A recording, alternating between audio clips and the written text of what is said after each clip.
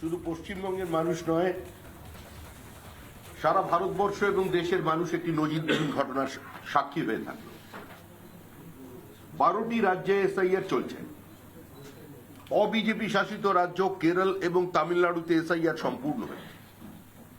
কিন্তু যেদিন থেকে এসআইআর প্রক্রিয়া মানে ভোটার লিস্ট শুদ্ধিকরণের প্রক্রিয়া, ভেজাল মুক্ত ভোটার লিস্টের প্রক্রিয়া, ত্রুটিমুক্ত ভোটার লিস্টের প্রক্রিয়া পশ্চিমবঙ্গে শুরু হয়েছে, সেদিন থেকে পরিকল্পিতভাবে তৃণমূল কংগ্রেসের মুখ্যমন্ত্রী, তৃণমূল কংগ্রেসের সমস্ত নেতারা একটি ধর্মীয় বিভাজন তৈরি করেছেন, ধর্মান্ধতার কাছে আত্মসমর্পণ করেছেন।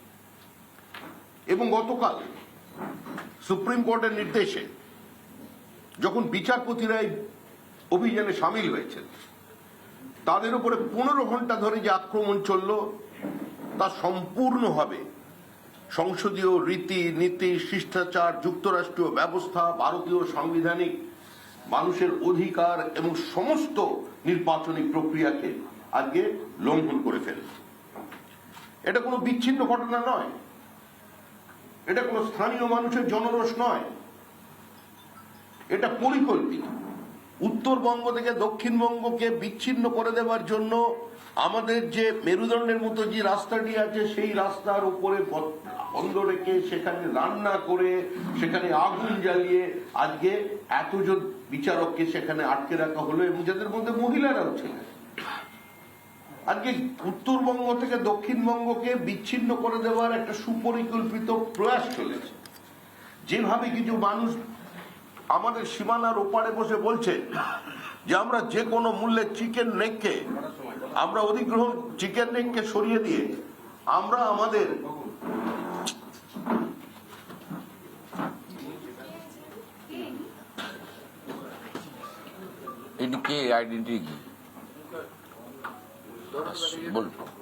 আমরা এখান থেকে পশ্চিমবঙ্গের সার্বিকভাবে এবং বিশেষ করে ভারতবর্ষের উপর একটা আক্রমণ নামিয়ে আনব। আজকে তার একটা সামগ্রিক প্রতিফলন হয়েছে গতকালকের ঘটনায়। সুজাপুরের 2,69,000 ভোটারের মধ্যে 1,35,000 ভোটারের নাম যাচাইকরণের আওতায় আনা হয়েছিল। এই সীমান্তবর্তী এলাকার জনবিন্যাস বদলে যাচ্ছে। পরিকল্পিতভাবে 80-র দশকের মধ্যভাগ থেকে পশ্চিমবঙ্গের ওপরে একটা সাইলেন্ট ডেমোগ্রাফিক ইনভেশন চলেছে। বিনা যুদ্ধে ভারত দখলের চক্রান্ত চলেছে। পশ্চিমবঙ্গের কারণে আমরা বারবার বলছি, শুধু বিহার এবং ঝাড়খণ্ডের বনাঞ্চল কিংবা সীমাঞ্চল নয়, মুর্শিদাবাদকে একটা এপিক সেন্টার হিসেবে ব্যবহার করে, মালদার একটা অংশকে ব্যবহার করে সারা ভারতবর্ষে একদিকে যেরকম জাল নোট ছড়িয়ে দেওয়া হচ্ছে, অন্যদিকে বিভিন্ন জায়গায় বাংলাদেশি অনুপ্রবেশকারীদের, রোহিঙ্গাদের বিভিন্ন জায়গায় ছড়ানো হচ্ছে। সাম্প্রতিক যে লস্করে তৈবার জঙ্গি গ্রেপ্তার হয়েছে, 7 জনকে গ্রেপ্তার করা হয়েছে। তারা জেরার সামনে স্বীকার করেছে তারা পশ্চিমবঙ্গে এসেছিল, পশ্চিমবঙ্গের সীমান্ত পেরিয়ে তারা এদেশে ঢুকেছে এবং দীর্ঘদিন পশ্চিমবঙ্গের মাটিতে বসে তারা সার্বিকভাবে বিভিন্ন পরিকল্পনা করেছে, তারপরে ভারতবর্ষের বিভিন্ন জায়গায় গেছে। কেন্দ্রীয় সরকারের পক্ষ থেকে বারবার এই সরকারের ইন্টেলিজেন্সের কাছে ইনপুট পাঠানো হয়েছিল যে বাংলাদেশ বর্ডার কিছুটা সিকিউরড হয়ে যাবার পরে কুচবিহারকে সেন্টার করে বিভিন্ন জায়গায় কোভিড কালে আজকে এই ধরনের জঙ্গি গোষ্ঠীগুলো তাদের মডিউল তৈরি করছে এবং কুচবিহার থেকে পশ্চিমবঙ্গের বিভিন্ন জায়গায় ছড়িয়ে পড়ছে। এই সরকার তাদের বিন্দুমাত্র কর্ণপাত করেনি, কারণ এই সরকার কার্যত বাবরের সরকার, এই সরকার মৌলবাদীদের সরকার, এই সরকার বিভাজনকামী সরকার, এই সরকার সমাজকে ধর্মের নামে ভেঙে টুকরো করে দেওয়ার সরকার। সবচেয়ে দুর্ভাগ্যের বিষয় হলো, যে বাংলার মাটিতে দাঁড়িয়ে কবিরা কবিতা লিখেছিলেন, তোমরা আমার বটের ঝুড়িতে সুতো বাঁধো, আমি তোমাদের পীরের দরগায় চিরাগ জ্বালি, আমরা ভাষায় এক, ভালোবাসায় এক, মানবতায় এক, আমরা বিনা সুতোয় রাখি বন্ধনের কারিগর আমরাই। আজকে সেই বাংলা সম্পর্কে সুপ্রিম কোর্ট তাদের অবজারভেশনে কি লিখছে দেখুন, we have never seen such a polarised state. এটা সুপ্রিম কোর্টের অবজারভেশন। যেই ধরনের পোলারাইজেশন, ধর্মীয় পোলারাইজেশন, এ ধরনের কোন রাজ্য হতে পারে এটা সুপ্রিম কোর্ট পর্যন্ত কোনোদিন দেখেনি। আমরা কোন পশ্চিমবঙ্গে বাস করছি? আজকে কি আমরা আবার উদ্বাস্তু হব?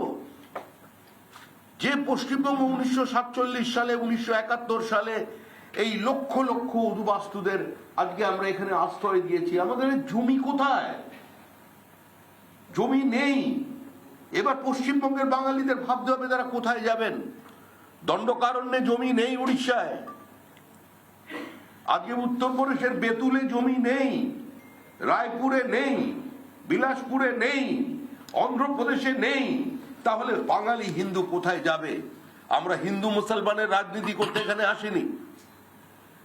আমাদের কাজ গোটা পশ্চিমবঙ্গবাসীকে নিয়ে, যারা ভারতীয় মুসলমান আছেন তাদের সঙ্গে আমাদের কোথাও কোনো বিরোধ নেই। কিন্তু আজকে এই নির্বাচন যখন পশ্চিমবঙ্গকে পশ্চিম বাংলাদেশ না বানানোর নির্বাচন, সেই নির্বাচনের প্রাক্কালে দাঁড়িয়ে হিন্দুদের সঙ্গে সঙ্গে আজকে যারা মুক্ত মনস্ক, প্রগতিশীল, শিক্ষিত মুসলমান ভাই বোনেরা আছেন তাদেরও চিন্তা করতে হবে যে তারা কোন রাজ্যের অধিবাসী হতে চলেছেন। ওপারের বাংলাদেশে যে ঘটনা ঘটেছে এপারেও সেই ঘটনার একই প্রতিফলন। ওপারে রবীন্দ্রনাথের মূর্তি ভাঙা হয়েছে, আর এপারে তৃণমূল কংগ্রেসের ছাত্র নেতা রবীন্দ্রনাথের প্রতিকৃতিতে আগুন লাগিয়ে দিয়েছে। ওপারে সরস্বতী পুজো বন্ধ করা হয়েছে, এপারে কৃষ্ণনগরের বিভিন্ন স্কুলে, মুর্শিদাবাদের বিভিন্ন স্কুলে পোস্টার পড়েছে মূর্তি পূজা বন্ধ করো। ওপারে দুর্গা প্রতিমা, কালী প্রতিমা আক্রান্ত হয়েছে, পশ্চিমবঙ্গের মাটিতে কালী ঠাকুরের বিসর্জন আক্রান্ত হয়েছে। মা কালীকে আজকে পুলিশ ভ্যানের তুলে নিয়ে যাওয়া হয়ে মা কালীকে অ্যারেস্ট করে নিয়ে চলে যাওয়া হচ্ছে। এই পরিস্থিতির বাইরে আমাদের বেরিয়ে আসতে হবে। আর এই নির্বাচনে তৃণমূল কংগ্রেস গতকাল যে ঘটনা ঘটে দেখালো, এটা কোনো বিচ্ছিন্ন ঘটনা নয়, এটা পরিকল্পিতভাবে রাজ্যে অশান্তি তৈরি করার, সাম্প্রদায়িক হানাহানি তৈরি করার, রাজ্যে দাঙ্গা লাগানোর একটা প্রচেষ্টা, রাজ্যে এমন পরিস্থিতি তৈরি করা যাতে কোনো বাহিনী এসে শান্তি রক্ষার স্বার্থে গুলি চালায় এবং তারপর সেখান থেকে একটা দিকে আগুন ছড়িয়ে পড়ুক সাম্প্রদায়িকতার।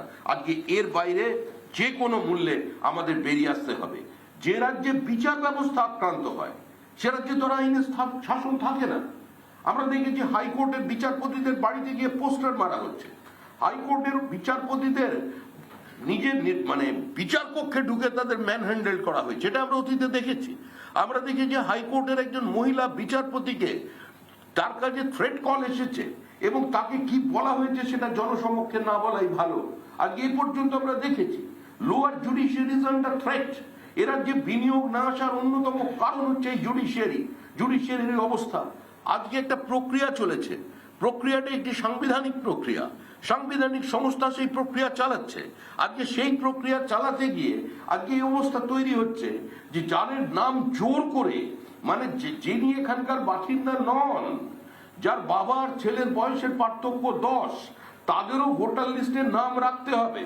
যদি নাম না রাখে তাহলে আগুন জ্বলবে, বিচারপতিদের বন্ধ করে দেওয়া হবে।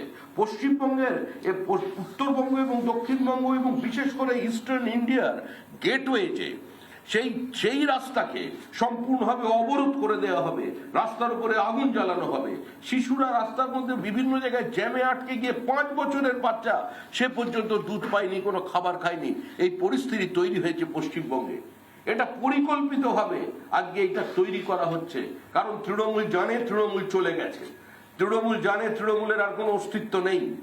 আমি প্রায় 4 দশকের রাজনৈতিক জীবনে কোনোদিন দেখিনি 1984 সালের পরে যে মুখ্যমন্ত্রী মমতা বন্দ্যোপাধ্যায়ের দুর্ভেদ্য দুর্গ ভবানীপুর কেন্দ্রে আজকে যখন আমাদের অমিত শাহ তার যখন র্যালি হচ্ছে তখন স্বতঃস্ফূর্ত উন্মাদনা মানুষের ওপরে, মানুষ নির্ভয় হয়ে গেছে, মানুষ ভয় মুক্ত হয়ে গেছে। বিভিন্ন অসতিপর বৃদ্ধ থেকে শুরু করে তরুণ তরুণীরা পর্যন্ত বারান্দা থেকে, ছাদ থেকে ভিক্টরি সাইন দেখাচ্ছে, হাত নাড়ছে, সে হাত নাড়া থামছে না। আজকে তলায় দাঁড়িয়ে মানুষ চিন্তা করছে, বলছে জিততেই হবে।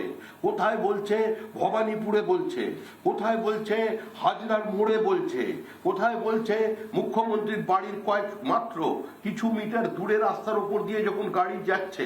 আপনারাও সাংবাদিকরা ছিলেন, এই ধরনের উন্মাদনা, এ ধরনের অ্যান্টি ইনকামবেন্সি, এই ধরনের তৃণমূল বিরোধিতা, এ ধরনের মুখ্যমন্ত্রীর বিরোধিতা অতীতে কোনো দিন চোখে পড়েনি।